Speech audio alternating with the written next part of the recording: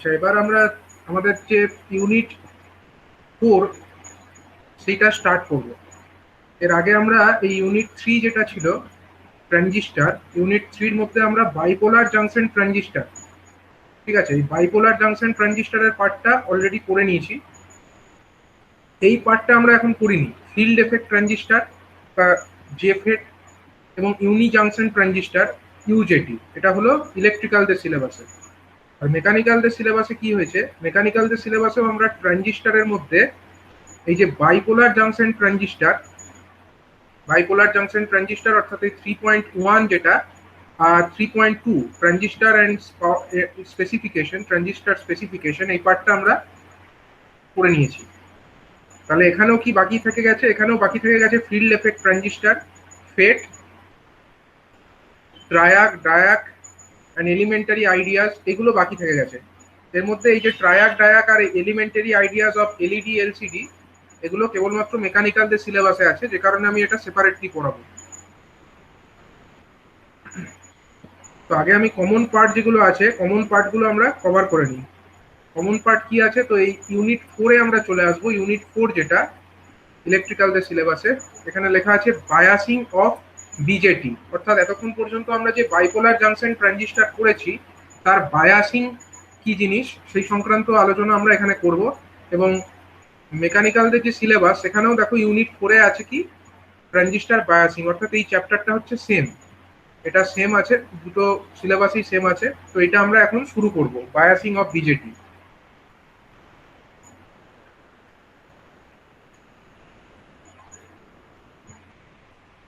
তো প্রথমে দেখো ট্রানজিস্টারের বায়াসিং এটা কি জন্য প্রয়োজনীয়তা আছে সেই সংক্রান্ত আলোচনা আমরা করব।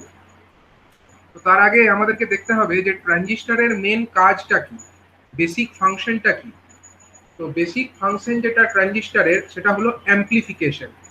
অ্যাম্প্লিফিকেশন মানে হচ্ছে কি, একটা উইক সিগন্যালকে আমরা ইনপুটে দেব এবং তার শেপকে বা তার প্যাটার্নকে কোনো রকম অল্টারেশন না করে আমরা আউটপুটে একটা স্ট্রং সিগন্যাল পাবো।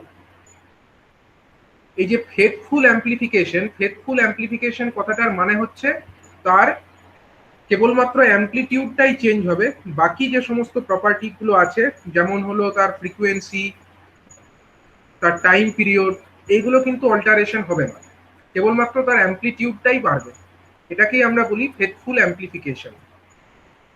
তো এই ট্রানজিস্টারের মাধ্যমে যে ফেথফুল অ্যাম্প্লিফিকেশন আমরা পাই, তো সেটার জন্য কিছু কিছু প্রি রিকুইজিট আছে, কিছু কিছু শর্ত আছে যেগুলোকে পূরণ করতে হবে, তবেই আমরা একটা ট্রানজিস্টারের মাধ্যমে ফেথফুল অ্যাম্প্লিফিকেশনটা পাবো।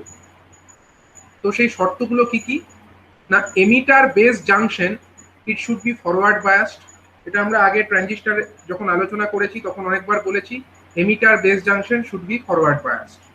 Next, collector base junction is reverse biased. এটা কোন জায়গাতে সম্ভব, emitter base junction forward bias এবং collector base junction reverse bias, এটা সম্ভব হচ্ছে কেবলমাত্র ট্রানজিস্টারের যে অ্যাক্টিভ রিজিয়ন, অর্থাৎ ট্রানজিস্টার যখন অ্যাক্টিভ রিজিয়নে অপারেট করবে তখনই কেবলমাত্র সেটা অ্যাম্প্লিফায়ার হিসাবে কাজ করতে পারবে। অ্যান্ড লাস্ট হচ্ছে কি, proper zero signal collector current. Zero signal মানে হচ্ছে যখন অন্য কোনো এক্সটার্নাল সিগন্যাল অ্যাপ্লাই করা হয়নি, সাপোজ কোনো এসি সিগন্যাল অ্যাপ্লাই করা হয়নি, কিন্তু সেই পরিস্থিতিতেও একটা প্রপার কালেক্টর কারেন্ট থাকার দরকার আছে। এই যে প্রপার কালেক্টর কারেন্ট ফ্লো করবে অথচ আমরা কোনো সিগন্যাল দেব না, এটা কিভাবে সম্ভব?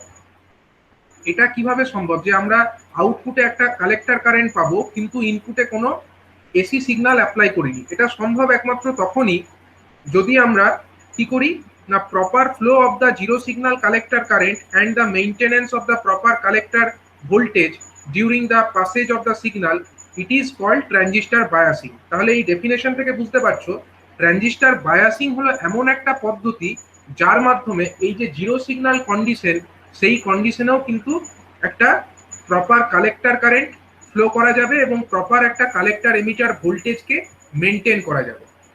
ঠিক আছে, তো এই যে কাজগুলো আমরা করব, proper zero signal collector current flow করানো বা কালেক্টর এমিটারের মধ্যে প্রপার ভোল্টেজকে মেনটেন করা, এই প্রসেসটাকেই আমরা বলি কি ট্রানজিস্টার বায়াসিং। এর আগে আমরা বায়াসিং দেখিয়েছি, আমরা অলরেডি এখানে যখন বিজেটির সম্পর্কে আলোচনা করেছিলাম, সেখানে আমরা শো করেছি যে কালেক্টর জাংশন এবং এমিটার জাংশন কোথায় কিরকম ব্যাটারি কানেক্ট করতে হয়। তো ওই যে ব্যাটারিগুলো আমরা কানেক্ট করতাম সেগুলোর পারপাস কিন্তু এটাই ছিল যে এই কন্ডিশনগুলোকে স্যাটিসফাই করা। তো এই কন্ডিশনগুলোকে স্যাটিসফাই করার ওই যে পদ্ধতি, সেই পদ্ধতিটাকেই আমরা বলছি ট্রানজিস্টর বায়াসিং।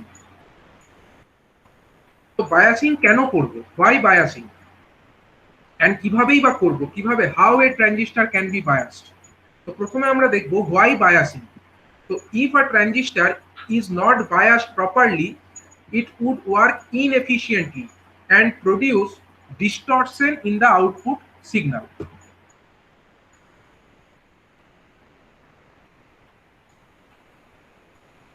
যদি আমরা প্রপারলি বায়াসিং না করি সেক্ষেত্রে কি হবে, ট্রানজিস্টর এফিশিয়েন্টলি কাজ করতে পারবে না, তার ইনএফিশিয়েন্সি দেখা দেবে এবং produce distortion in the output signal. এই ডিস্টরশন ব্যাপারটা কি? ডিস্টরশন মানে হচ্ছে বিকৃতি। ধরো আমাদের যে ইনপুট সিগন্যাল,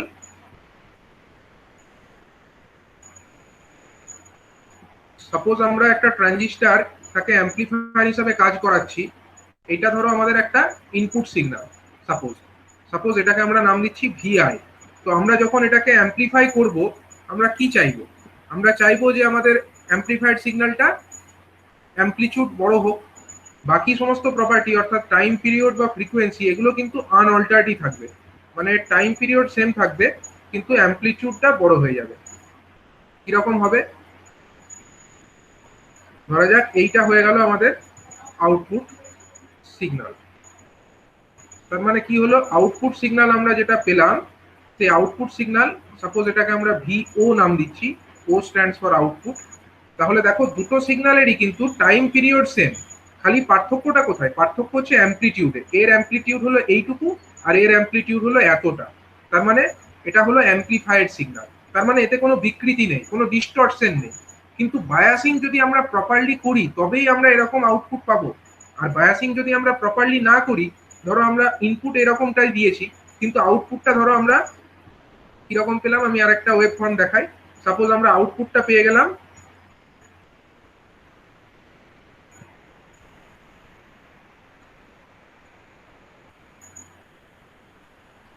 সাপোজ আমরা এইরকম একটা সরি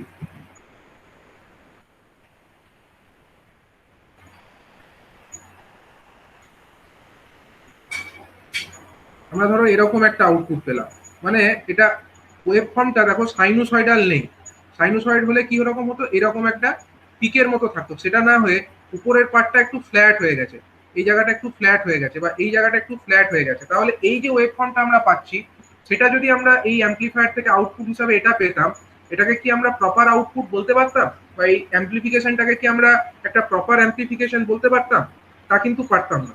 এর কারণ হচ্ছে এই ধরনের যে আমরা সিগন্যালটা পেতাম সেটা হতো একটা ডিস্টর্টেড সিগন্যাল। এই ধরনের ডিস্টর্টেড সিগন্যাল আমরা কখন পাবো, আমরা যদি প্রপারলি বায়াসিং না করি তাহলেই আমরা এরকম ডিস্টর্টেড সিগন্যাল আউটপুট হিসাবে পাবো।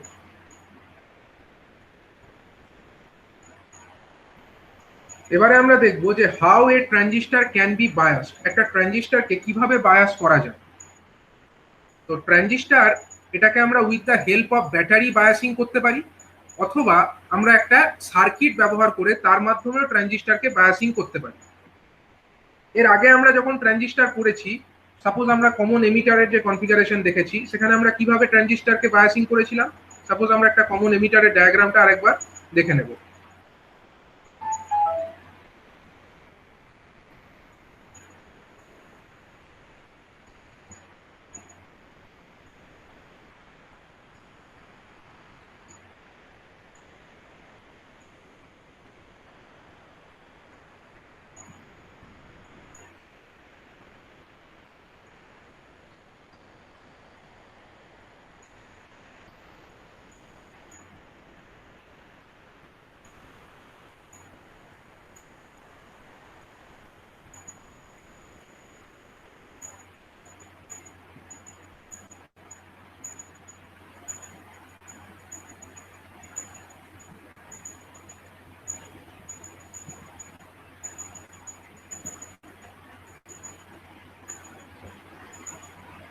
সাপোজ এটা হলো আমাদের একটা কমন এমিটার কনফিগারেশনের ডায়াগ্রাম।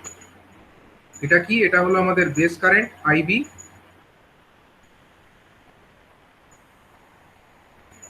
আচ্ছা, এইটা বরাবর কি ফ্লো করবে? এই বরাবর ফ্লো করবে আমাদের কালেক্টর কারেন্ট আইসি।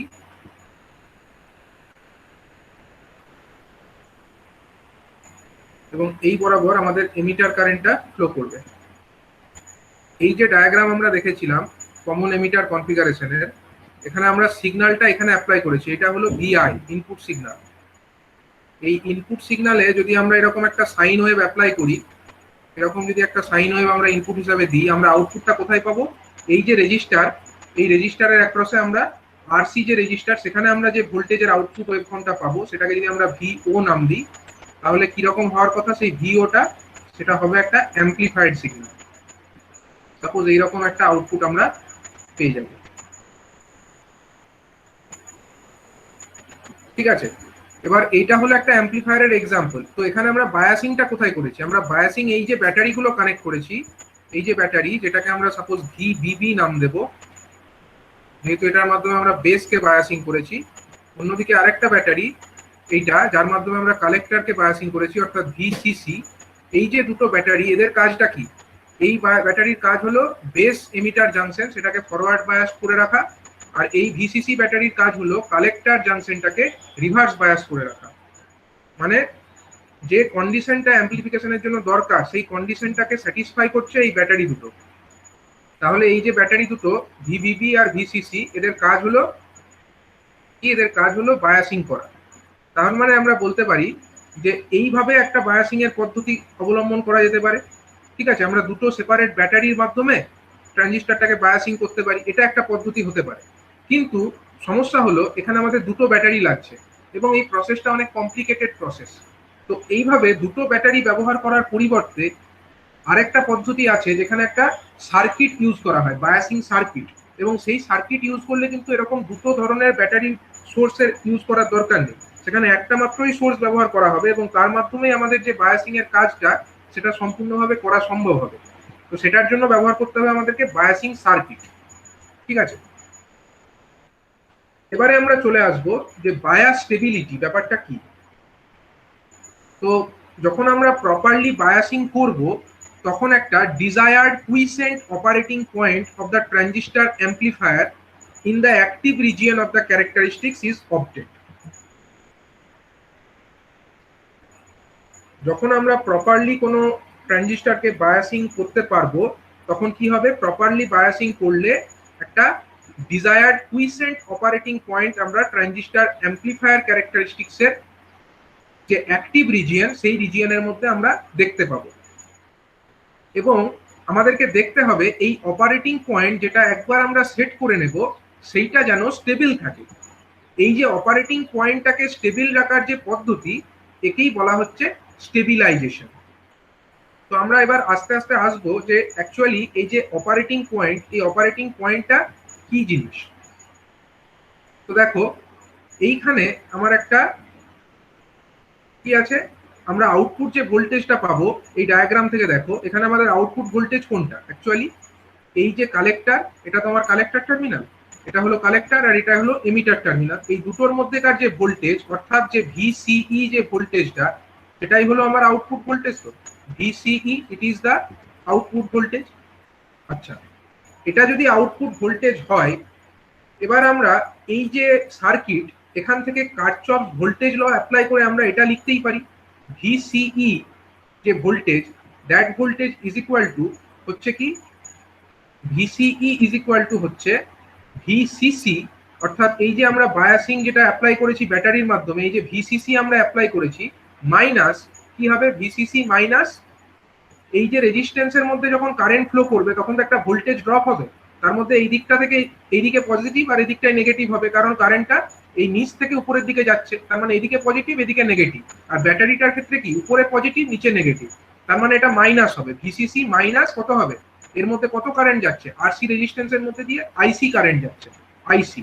আইসি গণিত RC, IC is the current and RC is the resistance. এটা হয়ে গেল আরসি, অথবা আমরা এটাকে আরএল বলি। আরএল বললে ব্যাপারটা আরো ক্লিয়ার হবে। আরএল স্ট্যান্ডস ফর লোড, যেহেতু এটা আমার লোড রেজিস্ট্যান্স, তো এটাকে আমরা আরএল বললে এটা বেটার হবে। সাপোজ এটাকে আমরা আরএল নাম দিচ্ছি। ঠিক আছে। তো এখন যেটা আমরা লিখছিলাম যে ভিসিসি মাইনাস, এটা হলো ভিসিসি মাইনাস আইসি ইন্টু আর এল, এটা হয়ে গেল আমাদের কি ভিসিই, অর্থাৎ এই যে কালেক্টর আর এই এমিটারের মধ্যেকার ভোল্টেজ। এবার এই ইকুয়েশনটাকে নিয়ে আমরা একটু অল্টারেশন করব। কিভাবে অল্টারেশন করব আমি আরেকবার ইকুয়েশনটা লিখি। ইকুয়েশনটা আমরা কি পেলাম, ভিসিই ইজ ইকুয়াল টু হচ্ছে কত, হচ্ছে ভিসিসি মাইনাস আইসি ইন্টু আর এল, আইসি ইন্টু আর এল।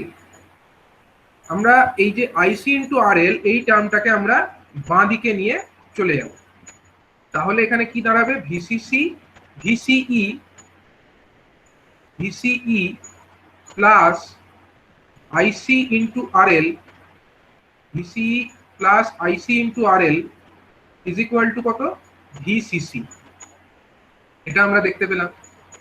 আচ্ছা, এবার আমরা কি করব, আমরা অ্যাকচুয়ালি একটা স্ট্রেট লাইনের কার ইকুয়েশন এটা বলতে পারি, কারণ আমাদের যে আউটপুট ক্যারেক্টারিস্টিক সেখানে আমরা ওয়াই অ্যাক্সিস বরাবর কি দেখিয়েছি, কালেক্টর কারেন্ট, আর এক্স অ্যাক্সিস বরাবর কালেক্টর এমিটার ভোল্টেজ। এটা এক্স অ্যাক্সিস, এই বরাবর ভিসিই থাকে, আর এই বরাবর আমার কি থাকে, এই বরাবর আমাদের আইসি থাকে আউটপুট ক্যারেক্টারিস্টিক্স এর মধ্যে। এবং সেখানে আমরা এরকম বিভিন্ন কার্ভ দেখতে পাই, এটা সাপোজ একটা কার্ভ, এটা ধরো আরেকটা কার্ভ, বিভিন্ন বেস কারেন্টের জন্য আমরা বিভিন্ন রকমের এরকম কার্ভ দেখতে পাই।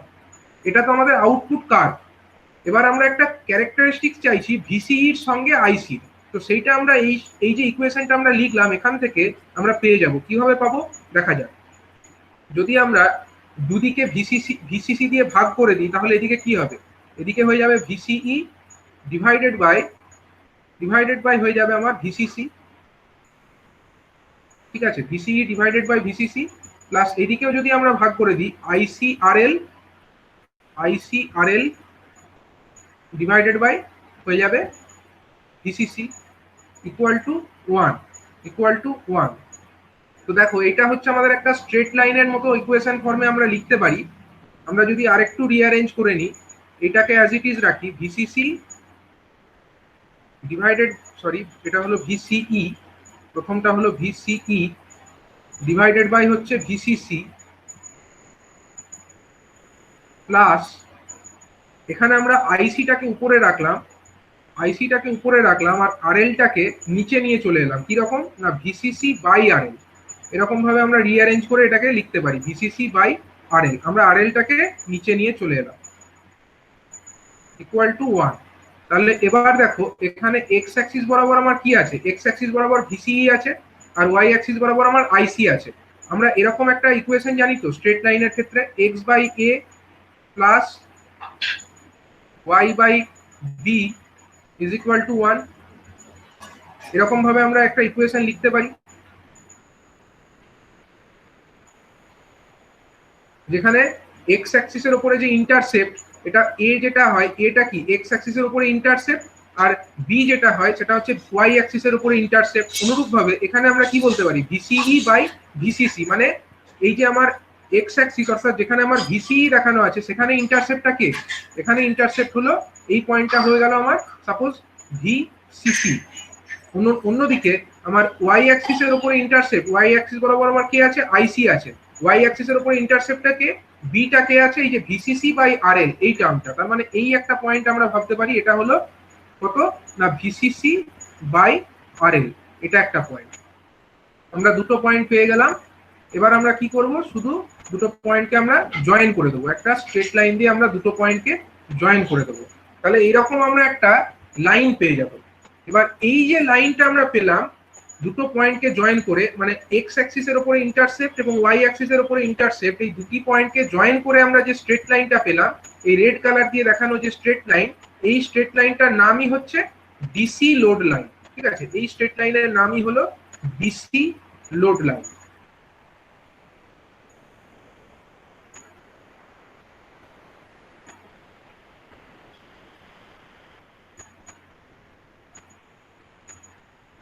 তো এইভাবে আমরা একটা আউটপুট ক্যারেক্টারিস্টিক্স এর উপরে একটা স্ট্রেট লাইন পেয়ে গেলাম, যে স্ট্রেট লাইনটা হয়ে গেল আমাদের ডিসি লোড লাইন।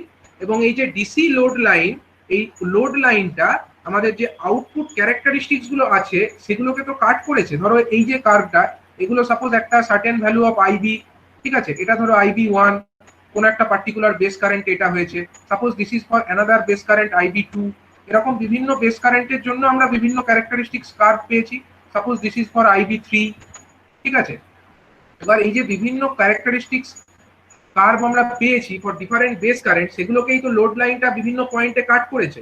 তো ধরো এইখানে এই যে লোড লাইন, এটাকে এই পয়েন্টে কাট করেছে, আবার এই লোড লাইনকে এই পয়েন্টে কাট করেছে, এই লোড লাইনকে এই পয়েন্টে কাট করেছে।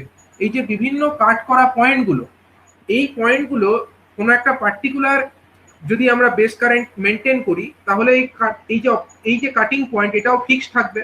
তাহলে এই যে point of intersection between the output characteristics and the DC load line, এটা হলো আমার DC লোড লাইন, যেটা রেড কালার দিয়ে দেখানো আছে, আর ব্লু কালার দিয়ে দেখানো আছে আমার output characteristics. So point of intersection between the output characteristics and the DC load line, these points are known as quiescent points, আর এটাকে সংক্ষেপে কিউ পয়েন্টও বলা হয়, ঠিক আছে। তোমরা এটাকে কিউ পয়েন্টও বলতে পারো। এই যে পয়েন্টগুলোতে কাট করেছে এগুলোকে বলা হয় কিউ পয়েন্ট বা কুইসেন্ট পয়েন্ট।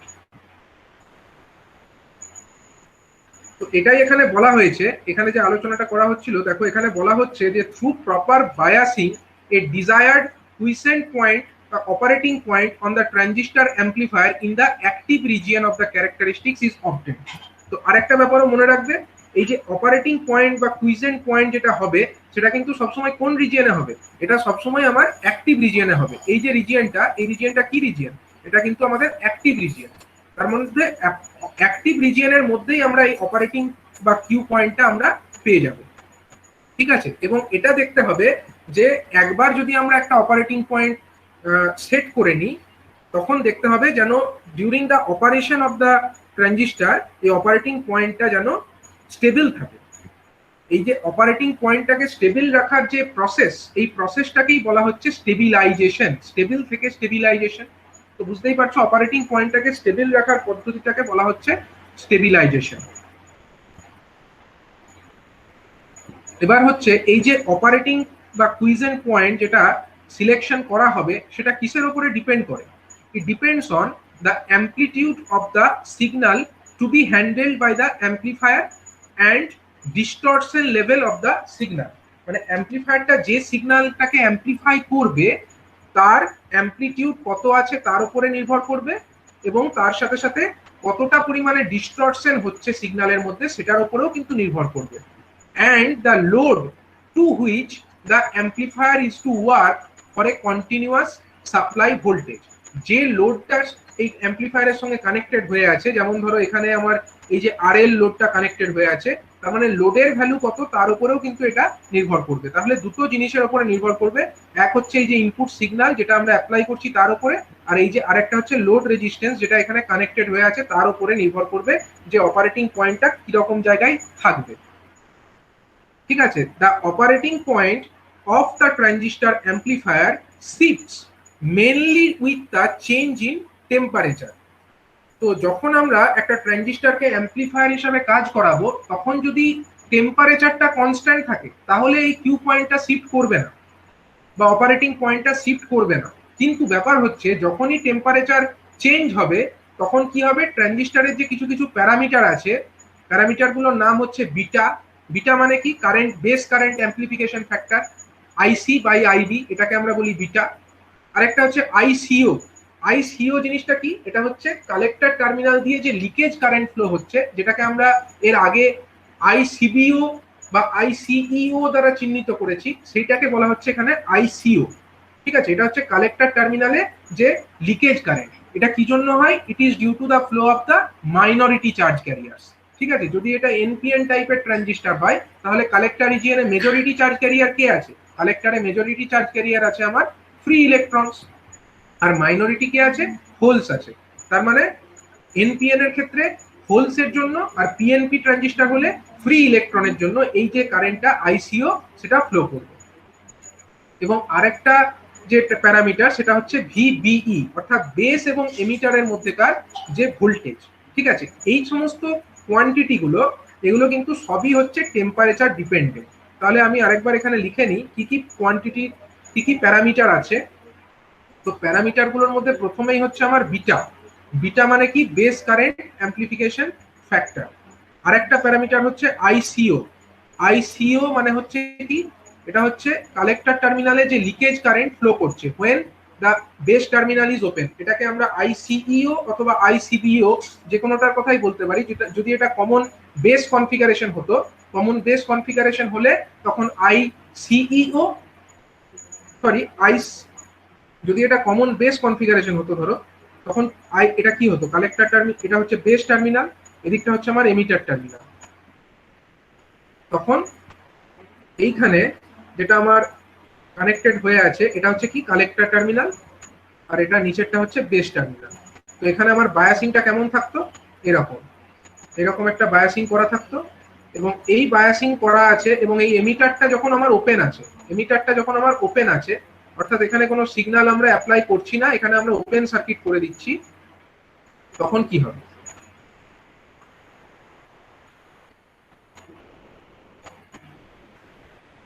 অর্থাৎ এখান দিয়ে কোনো কারেন্ট কিন্তু ফ্লো করবে না, এখানে নো কারেন্ট, এখানে হচ্ছে নো কারেন্ট।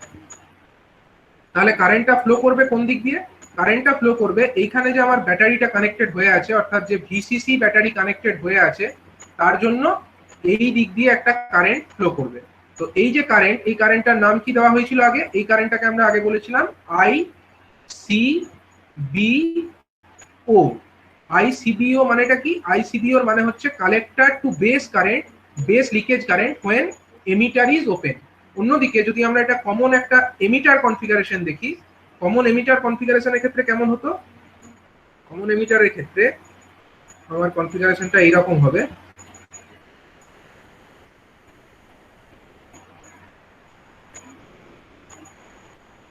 এটা হচ্ছে আমার বেস টার্মিনাল, এখানে আমরা কোনো সিগন্যাল অ্যাপ্লাই করিনি, কিন্তু আমরা এখানে একটা ব্যাটারি কানেক্ট করে রেখেছি, যদিও তার জন্য কোনো কারেন্ট ফ্লো হবে না, কারণ এখানে আমার এটা কাটা আছে, এখানে কোনো সিগন্যাল আমরা দিই।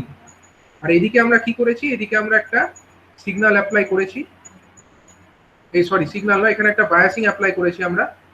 এটা হচ্ছে আমার ব্যাটারির জন্য, এবং এই ব্যাটারিটার মান কত? এটা হচ্ছে আমার ভি সিসি। এই যে ভিসিসি ব্যাটারি, তার জন্য কি হবে?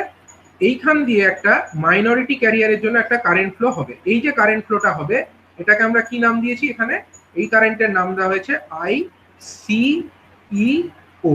এটাকে নাম দেওয়া হয়েছে I CEO. CEO stands for collector two emitter, collector থেকে এমিটারের দিকে ফ্লো করছে when বেস ইজ ওপেন, তার জন্য এটার নাম হচ্ছে আইসিইও। তো এখানে এটাকে কমনলি বলা হচ্ছে, যদি এটা কমন এমিটারই হোক বা কমন বেসই হোক, তার জন্য কমনলি এটাকে বলা হচ্ছে আইসিও। ঠিক আছে, কারণ কখন বেস ওপেন থাকবে কখন এমিটার ওপেন থাকবে দ্যাট ডাজ নট ম্যাটার, এটাকে আইসিও এটাকে জেনারেলি বলা হচ্ছে। ঠিক আছে, এটা হচ্ছে কালেক্টর টার্মিনাল দিয়ে যে মাইনরিটি ক্যারিয়ার্স গুলো ফ্লো করবে। ঠিক আছে, এটার জন্য একটা কারেন্ট হচ্ছে আইসিও। আর একটা প্যারামিটার কি আছে? আরেকটা প্যারামিটার হলো আমার ভিবিই। ভিবিই অর্থাৎ বেস এবং এমিটারের মধ্যেকার যে ভোল্টেজ। এই যে বেস, সরি এটা হলো আমার বেস আর এটা হলো আমার এমিটার, এই দুটোর মধ্যেকার, এই যে দুটো টার্মিনালের মধ্যেকার যে ভোল্টেজ, এটাকে নাম দেওয়া হচ্ছে কি? ভিবিই। এবার এই যে ভিবিই অথবা এই যে বিটা অথবা এই যে আইসিও, এই সমস্ত প্যারামিটার গুলোই কিন্তু টেম্পারেচারের উপরে নির্ভরশীল। যখন অপারেটিং টেম্পারেচার চেঞ্জ করবে তখন কিন্তু এগুলোর ভ্যালু চেঞ্জ হবে।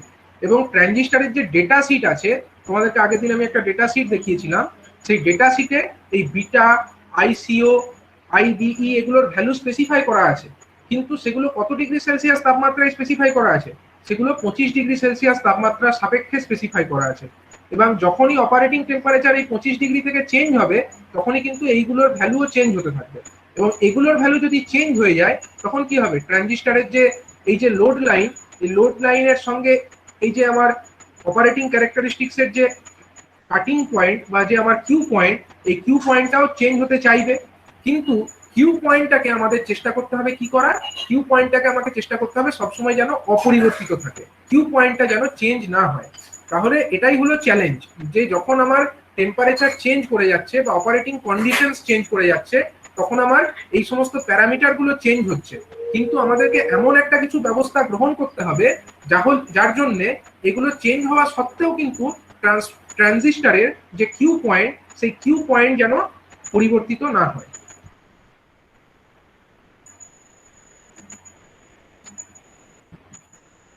তো এখানে আমরা আরেকবার একটু এখানে দেখে নেব, যেটা হচ্ছে একটা ডিসি অপারেটিং পয়েন্ট, সেটা কিভাবে পাওয়া যাচ্ছে। তো তোমরা এখানে দেখো যে এটা হচ্ছে একটা কমন এমিটার মোডের একটা ছবি এখানে দেখানো হয়েছে, এবং কমন এমিটার মোডের মধ্যে এখানে একটা এমিটার টার্মিনাল, এটাকে গ্রাউন্ড দেখিয়ে দিয়েছে। এবার এই যে গ্রাউন্ড দেখিয়ে দিয়েছে মানে কি, আমি আগে যে ছবিটা এঁকেছিলাম সেগুলোতে এগুলো সব টার্মিনাল কানেক্টেড ছিল। এই যে এই টার্মিনাল, এই টার্মিনাল অথবা এই টার্মিনাল, এগুলো সবই কানেক্টেড ছিল, কিন্তু এগুলোকে সব এখানে আলাদা আলাদা করে গ্রাউন্ড দেখিয়েছে। এর মানে হচ্ছে ইন্টারনালি এরা সবই কিন্তু কানেক্টেড, সমস্ত গ্রাউন্ড হচ্ছে সেম, ঠিক আছে। এবং সেই অবস্থায় দেখো এখানে ভোল্টেজ একটা অ্যাপ্লাই করা হয়েছে ভিবিবি, এখান দিয়ে একটা বেস কারেন্ট আইবি ফ্লো করছে, এখান দিয়ে এমিটার কারেন্ট আইই ফ্লো করছে, এবং কালেক্টর টার্মিনাল দিয়ে একটা কারেন্ট ফ্লো করছে আইসি, এবং এখানে একটা রেজিস্টর লাগানো আছে আরসি। এবং যেটা আমরা এখানে আগে শো করলাম, যেটা এই যে ব্লু কালার দিয়ে দেখানো আছে, এগুলো হচ্ছে ট্রানজিস্টরের হচ্ছে কি আউটপুট ক্যারেক্টারিস্টিক্স, এবং এই যে পিঙ্ক কালার দিয়ে দেখানো হয়েছে এটা কি, এটা হচ্ছে আমাদের যে DC load line. DC load লাইনটা এখানে যে পয়েন্টে কাট করবে সেটার ভ্যালু কত, সেটা হচ্ছে ভিসিসি, আর এখানে যে পয়েন্টটাকে কাট করবে সেটাকে বলা হচ্ছে কত, আইসি, সরি এটা হচ্ছে আইসির ম্যাক্সিমাম ভ্যালু, অর্থাৎ ভিসিসি বাই এক্ষেত্রে হবে আরসি, ঠিক আছে। যেহেতু এখানে লোড রেজিস্ট্যান্সটাকে আরসি হিসাবে দেখিয়েছে, তাহলে এই পয়েন্টটা হচ্ছে ভিসিসি বাই আরসি। এবং এটা দেখো এই যে কাট অফ পয়েন্ট, একদম আইবি যখন 0 সেই সময়কার যে কার্ভ আছে, আর ওদিকে হচ্ছে কি যেটা স্যাচুরেশন রিজিয়নের যে যেখান থেকে শুরু হচ্ছে সেই সময়কার যে কার্ভ আছে, এই দুটো পয়েন্ট যেটা কাট করেছে, সেই দুটো পয়েন্টকেই কাট অফ পয়েন্ট এবং স্যাচুরেশন পয়েন্ট নামে যথাক্রমে চিহ্নিত করা হয়েছে। তো আমি আরেকবার এটাকে এখানে শো করি।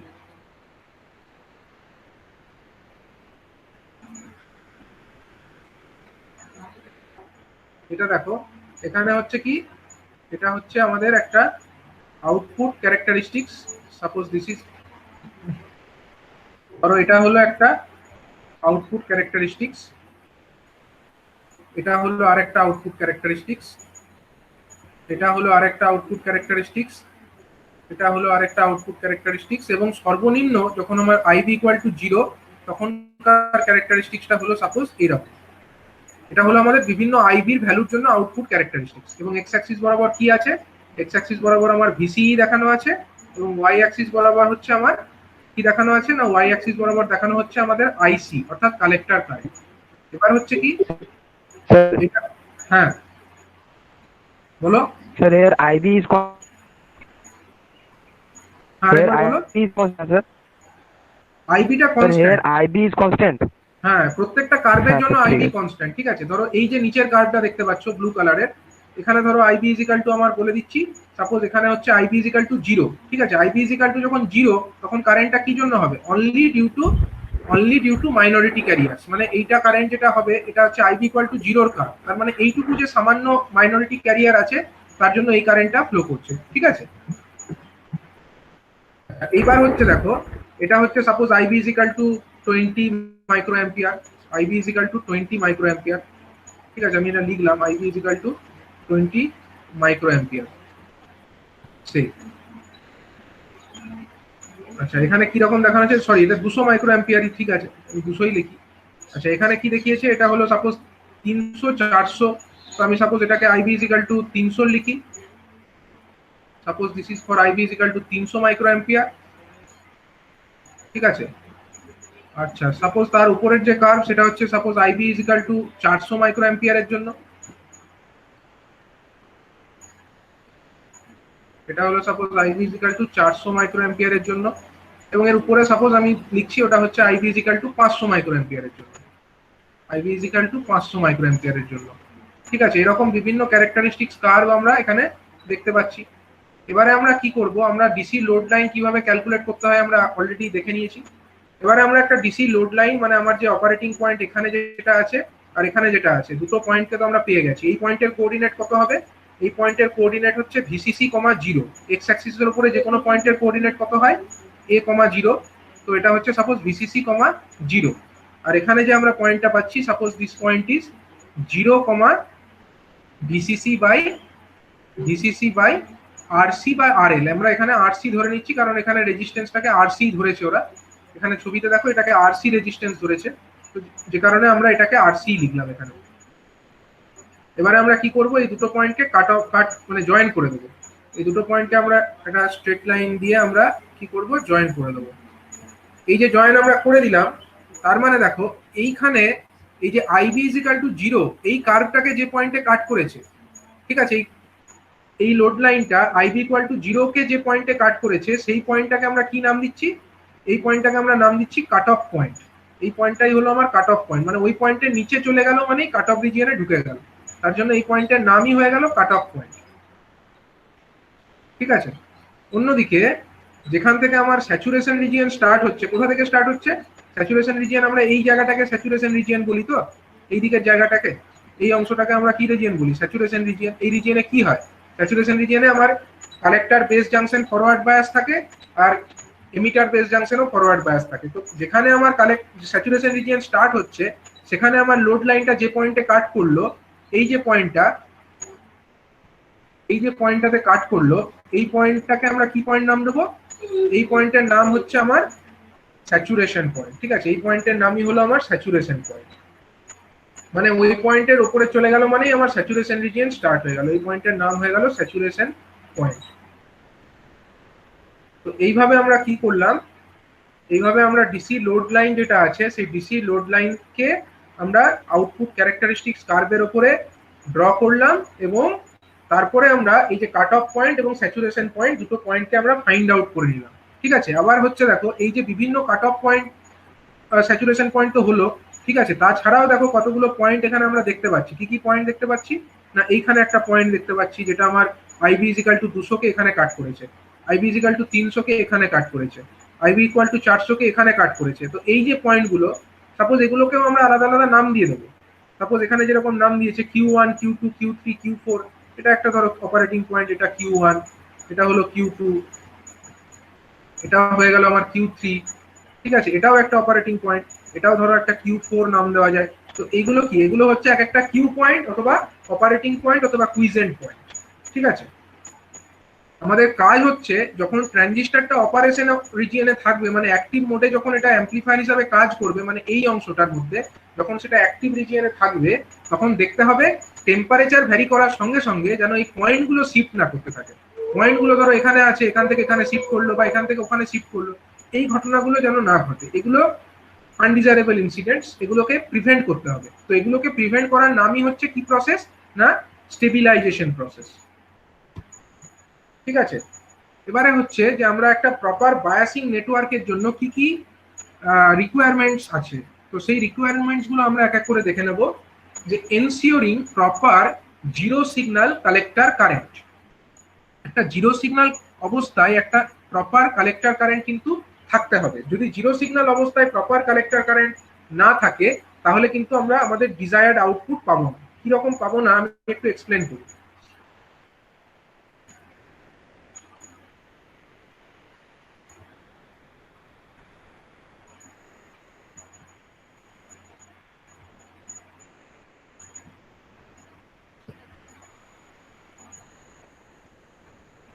সাপোজ এইটা হলো আমাদের ইনপুট একটা লাইন, ইনপুট একটা সিগন্যাল। ঠিক আছে, আমরা যদি আউটপুট সিগন্যাল পেতে চাই, আউটপুট সিগন্যাল যদি পেতে চাই তাহলে কি করতে হবে, আউটপুট সিগন্যাল পাওয়ার জন্য কিন্তু আমাদের কি কন্ডিশন আছে আমি একটু বলি।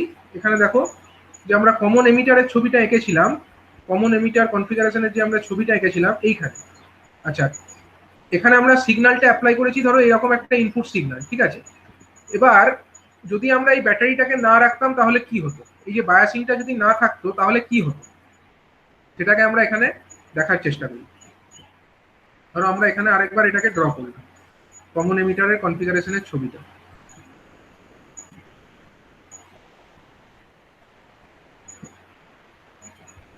এখানে ধরো সিগন্যালটা আছে কিন্তু এখানে আমরা কোনো বায়াসিং দিইনি, বায়াসিংটা অ্যাপ্লাই করিনি, তাহলে কি অসুবিধা হতো একবার দেখে নেওয়া যাক।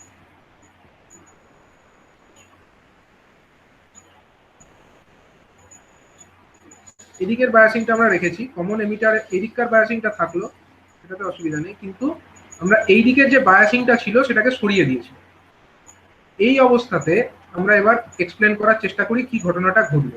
এটা আমার কি টার্মিনাল, এটা হলো বেস, এটা আমার কি টার্মিনাল, এটা হলো আমার এমিটার টার্মিনাল, আর এটা হলো আমার কালেক্টর টার্মিনাল। এটা হলো আমার লোড রেজিস্ট্যান্স সাপোজ RL, আর এখানে আমার ধরো একটা ব্যাটারি আছে, এটা হলো সে VCC, আর এটা হলো আমার ইনপুট সিগন্যাল VI। ঠিক আছে, এবার ধরো ইনপুট সিগন্যাল যেটা VI সেটাকে আমরা এই সিগন্যাল দিয়ে রিপ্রেজেন্ট করছি। তো যখন আমার ভিআইটা পজিটিভ আছে, মানে পজিটিভ মানে কোনটা, এইটুকু রিজিয়নের মধ্যে যখন আছে, পজিটিভ যখন আছে, তখন কি হচ্ছে, তখন এই যে পজিটিভ ভোল্টেজ এটা কোথায় পড়ছে, সেটা আমার বেসে গিয়ে পড়ছে। তো পজিটিভ ভোল্টেজটা, আর বেসটা কি টাইপের, বেসটা হলো আমার পি টাইপের, এটা তো আমার পি টাইপে পজিটিভ পড়ছে, মানে এটা কি হলো, base emitter junction is forward bias. মানে যখন এটা পজিটিভ সিগন্যাল থাকছে সেই সময় কিন্তু এই ট্রানজিস্টরের এই যে বেস এমিটার জাংশন এটা কিন্তু ফরওয়ার্ড বায়াসই থাকছে। ফরওয়ার্ড বায়াস যদি থাকে কোনো অসুবিধা নেই, ফরওয়ার্ড বায়াস থাকলে আমরা প্রপার আউটপুটে পেয়ে যাব। আমরা আউটপুট সিগন্যালটাও আমরা কিরকম পাবো, পজিটিভ হাফ সাইকেলের জন্য আমরা এরকম একটা আউটপুটই পাবো, অ্যাম্পলিফাইড আউটপুট, অবশ্যই অ্যাম্পলিফাইড হবে। মনে করো এরকম একটা অ্যাম্পলিফাইড আউটপুট আমরা, সরি পিরিয়ডটা তো সেম থাকবে, ধরো একটা অ্যাম্পলিফাইড আউটপুট আমরা পাবো, সেটাকে আমরা এই যে ব্লু ইয়েলো কালার দিয়ে আমরা এটাকে শো করলাম। এটা ধরো আমার আউটপুটটা আমরা কখন পেলাম না, পজিটিভ হাফ সাইকেলে আমরা এরকমই পেলাম। কেন পেলাম, কারণ পজিটিভ যখন এটা আছে তখন আমার বেসটা হচ্ছে পি টাইপ এবং বেসে আমার পজিটিভ সিগন্যাল পড়ছে, মানে পি টাইপে যে পজিটিভ সিগন্যাল যদি পড়ে বা পজিটিভ টার্মিনালের সঙ্গে যদি পি টার্মিনালটা যুক্ত থাকে তাহলে ফরওয়ার্ড বায়াস হয়। ফরওয়ার্ড বায়াস হলে এটা আমার প্রপার অ্যাম্পলিফায়ার হিসাবে কাজ করে, এরকম আমরা আউটপুট পাবো। কিন্তু যখনই সিগন্যালটা নেগেটিভ হয়ে যাচ্ছে তখন কি হবে, সিগন্যালটা যখনই এটা নেগেটিভ হয়ে যাচ্ছে তখন কিন্তু আমার, দেখো এইখানে আমার সিগন্যাল নেগেটিভ মানে কি, এদিকটা নেগেটিভ, মানে এখানে আমার এটা পি টাইপ, তো বেসটা হলো আমার পি টাইপের সঙ্গে আমার নেগেটিভ টার্মিনাল যুক্ত হয়ে যাচ্ছে, মানে কি এটা হচ্ছে রিভার্স বায়াস হয়ে যাচ্ছে। মানে base emitter junction is reverse bias. কিন্তু বেস এমিটার জাংশন যখনই রিভার্স বায়াস হয়ে যাবে তখন তো আর ট্রানজিস্টর অ্যাম্পলিফায়ার হিসেবে কাজ করবে না। মানে এইখান থেকে এইটুকু যে সময়, এইটুকু সময়ের মধ্যে কিন্তু আমরা কোনো রকম আউটপুট এখানে পাবো না, RL এর মধ্যে কোনো রকম আউটপুট পাবো না। আবার যখন এটা পজিটিভ হাফ সাইকেল যখন আবার আসবে তখন আবার আমরা একটা এরকম একটা অ্যাম্পলিফাইড আউটপুট হয়তো পাবো। তাহলে এরকম আমরা যে আউটপুটটা পাচ্ছি এটা কি এই সিগন্যালের ডিজায়ার্ড আউটপুট আমরা হচ্ছে, ডিজায়ার তো তখনই হতো যদি এই যে নেগেটিভ হাফ সাইকেল সেটাও যদি আমার অ্যাম্পলিফাইড হিসাবে এখানে আসতো, তবে আমরা বলতাম যে এটা একটা প্রপার অ্যাম্পলিফিকেশন হলো। কিন্তু এক্ষেত্রে তো প্রপার অ্যাম্পলিফিকেশন হলো না। তার মানে কেন হলো না, কারণ হচ্ছে যেহেতু এখানে আমরা কোনো ব্যাটারি কানেক্ট করিনি, তার জন্য এখানে প্রপার জিরো সিগন্যাল অবস্থায়, মানে যখন হচ্ছে সিগন্যালটা জিরো বা যখন নেগেটিভ সেই অবস্থাতে কিন্তু এই ফরওয়ার্ড এই জাংশনটাকে ফরওয়ার্ড বায়াস করার মতো কোনো এখানে উপায় নেই, বেস এমিটার জাংশনকে ফরওয়ার্ড বায়াস করার মতো কোনো রাস্তা এখানে নেই। ঠিক আছে, তাহলে এখানে আমাকে কি করতে হবে, আমাকে এটাকে দূর করবার জন্য আমাকে এখানে একটা আমাকে ব্যাটারি কানেক্ট করতে হবে। ঠিক আছে, এখানে আমরা একটা বায়াসিং আমাদেরকে করতে হবে, সেই বায়াসিং এর দিকটা হবে, এদিকটা পজিটিভ দিক হবে, এদিকটা নেগেটিভ দিক হবে, সেটা ঠিক আছে। এবং তার সাথে সাথে দেখতে হবে মানে জিরো সিগন্যাল অবস্থায়, অর্থাৎ যখন আমার সিগন্যালের ভ্যালু জিরো সেই অবস্থাতে এখানে যে কালেক্টর কারেন্ট ফ্লো করছে, এই যে আউটপুটটা আমরা পাচ্ছি এটা কিসের জন্য পাচ্ছি, এই যে ভিআই এটা আমরা পাচ্ছি ইনপুট কারেন্টের জন্য, বা এটাকে আমরা ডিউ টু কারেন্ট আইবি কারেন্টের জন্য পাচ্ছি, আমরা এটা বলতে পারি বেস কারেন্ট আইবির জন্য পাচ্ছি। আর এই যে কালেক্টর কারেন্টের জন্য আইসির জন্য আমরা এই ভিও অর্থাৎ আউটপুট ভোল্টেজটা আমরা পাচ্ছি। তার মানে এটাকে আমরা আইবির কার্ভ বলতে পারি আর এই কার্ভটাকে আমরা কালেক্টরের কার্ভও বলতে পারি। ঠিক আছে, এবার এই যে কালেক্টর কারেন্ট আমরা পাচ্ছি, কালেক্টর কারেন্ট জিরো সিগন্যাল অবস্থায়, মানে যখন আমার এই ইনপুট সিগন্যাল আমার নেই সেই অবস্থাতে এই সার্কিটে যেরকম একটা কারেন্ট ফ্লো করবে, কালেক্টর কারেন্ট ফ্লো করবে, সেইটা বেশি হতে হবে। কার থেকে বেশি হতে হবে না, এই শুধুমাত্র সিগন্যালটুকুর জন্য যতটা কালেক্টর কারেন্ট হচ্ছে, শুধুমাত্র সিগন্যালের জন্য ধরো আমার কতটা কালেক্টর কারেন্ট হচ্ছে, এইখান থেকে এই এতটা কালেক্টর কারেন্ট হচ্ছে। কিন্তু বেস কারেন্টের জন্য, সরি বেস কারেন্ট নয়, মানে এই যে বায়াসিং আছে, যেটা বায়াসিং এর জন্য যে কালেক্টর কারেন্ট হবে সেইটার মান কিন্তু এর থেকে বেশি হতে হবে। তাহলে ঘটনাটা কিরকম হবে দেখো, বায়াসিং যদি আমরা প্রপারলি এখানে অ্যাপ্লাই করি তাহলে ঘটনাটা কিরকম হবে একটু দেখে নেওয়া যাবে।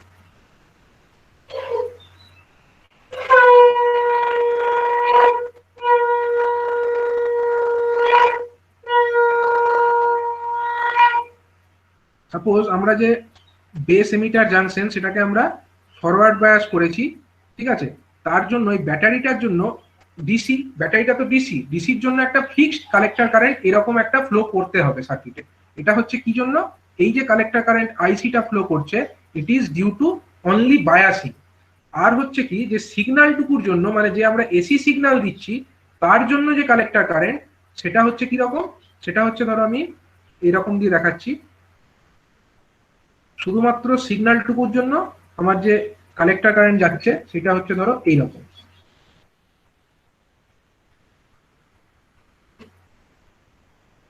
ইট is this collector current is due to signal, এটাকে আমরা ছোট হাতের আইসি দিয়ে দেখাচ্ছি, ঠিক আছে। আর এই যে collector current, this collector current is due to the biasing. তো দেখতে হবে এই বায়াসিং এর জন্য বা জিরো সিগন্যাল অবস্থায় যে কালেক্টর কারেন্ট, এই যে কারেন্টের মানটা, এইটা যদি আমার সাপোজ I1 হয়, আর যে আমার সিগন্যালটুকুর জন্য যে ম্যাক্সিমাম কালেক্টর কারেন্ট হচ্ছে তার মান যদি আমার I2 হয়, ঠিক আছে, এই যে ম্যাক্সিমাম মানটা এটার মান যদি I2 হয়, তো এখানে আমাদেরকে লক্ষ্য রাখতে হবে যেন জিরো সিগন্যাল অবস্থায় যে কালেক্টর কারেন্ট অর্থাৎ I1 that must be greater than this collector current due to the signal. I1 must be greater than this collector current I2, ঠিক আছে, due to the signal only, ঠিক আছে। এই কন্ডিশনটাকে কিন্তু satisfy করতে হবে।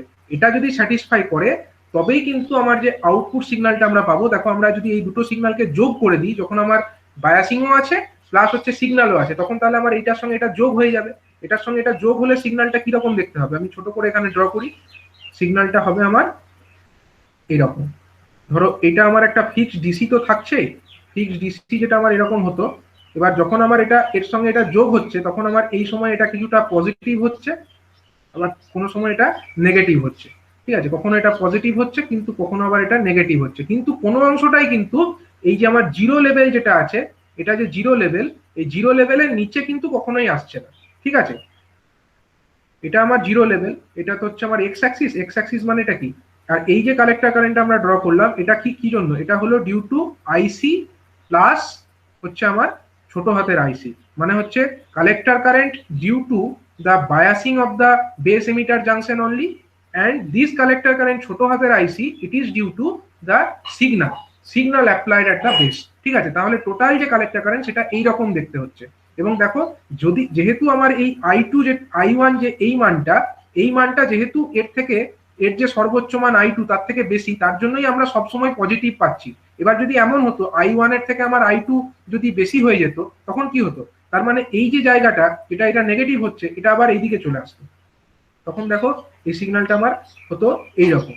তখন হতো কিন্তু কখনো এটা পজিটিভ হতো কিন্তু কোনো অংশে আবার এটা নেগেটিভের দিকেও চলে আসতো, এবং সেই যখনই এটা নেগেটিভের দিকে চলে আসতো সেই অংশটা কিন্তু আমার প্রপারলি আমরা অ্যাম্পলিফাইডে পেতাম না, তার মানে তখন আবার সিগন্যালটা এরকম হয়ে যেত। কিন্তু এইটা যেন না হয় তার জন্য আমাদেরকে কি লক্ষ্য রাখতে হবে না, সবসময় আমাদেরকে লক্ষ্য রাখতে হবে যে জিরো সিগন্যাল কন্ডিশন, সেই অবস্থায় যে collector current I1 that must be greater than the collector current maximum value due to the signal applied, ঠিক আছে। এটাই হলো আমার condition number 1, ensuring proper zero signal collector current.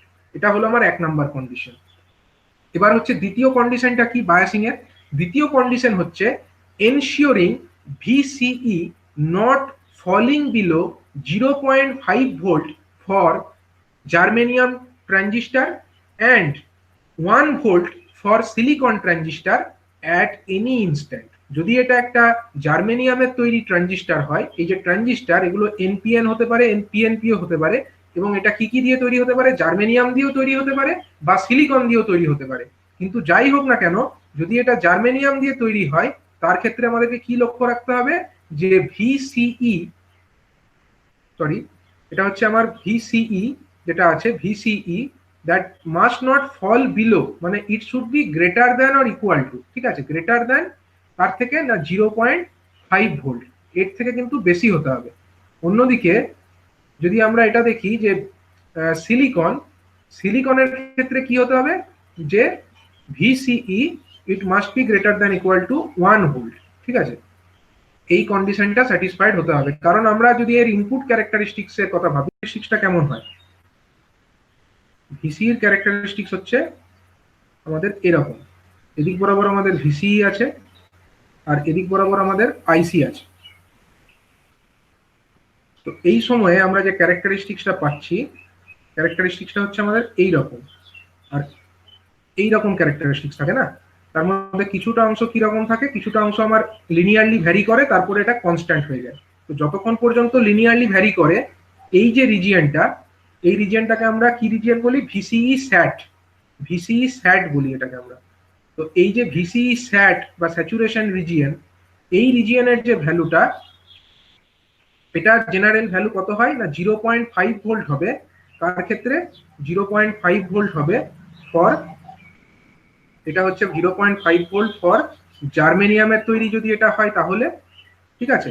অন্যদিকে এটা 1 ভোল্ট হবে কার ক্ষেত্রে না যদি এটা সিলিকনের হয় তাহলে, if it is for silicon. Next হচ্ছে, এবারে আমরা কি দেখব, দেখো এটা হয়ে গেল কার ক্ষেত্রে না ভিসিই স্যাট। তো আমাদেরকে দেখতে হবে যখন আমরা এটাকে অ্যাম্পলিফায়ার হিসাবে ইউজ করব তখন যেন ভিসিই স্যাটের ভ্যালু কোন জায়গায় থাকে, আমরা ট্রানজিস্টরটাকে কোন রিজিয়নে অ্যাম্পলিফায়ার হিসাবে ইউজ করতে পারবো, অ্যাক্টিভ রিজিয়নে। অ্যাক্টিভ রিজিয়ন মানে কোনটা, এই অংশে আমরা অ্যাক্টিভ রিজিয়ন পাবো। তার মানে ভিসিই স্যাটের ভ্যালু সবসময় 0.5 ভোল্টের থেকে বেশি হতে হবে কার ক্ষেত্রে না জার্মেনিয়ামের ক্ষেত্রে। অন্যদিকে সিলিকনের ক্ষেত্রে হলে এটা 1 ভোল্টের থেকে বেশি হতে হবে। এটা হলো কন্ডিশন। আর একটা কন্ডিশন যেটা হচ্ছে ভিবিই যে স্যার? ভ্যালুটা, হ্যাঁ স্যার এই কানেকশনটা কমন এমিটার কানেকশনের জন্য বলছি তো? হ্যাঁ, কমন এমিটার কানেকশনটাই আমরা এটাকে কনসিডার করব, কারণ কমন এমিটার মোডটাই সব থেকে বেশি ইউজ করা হয়, ঠিক আছে।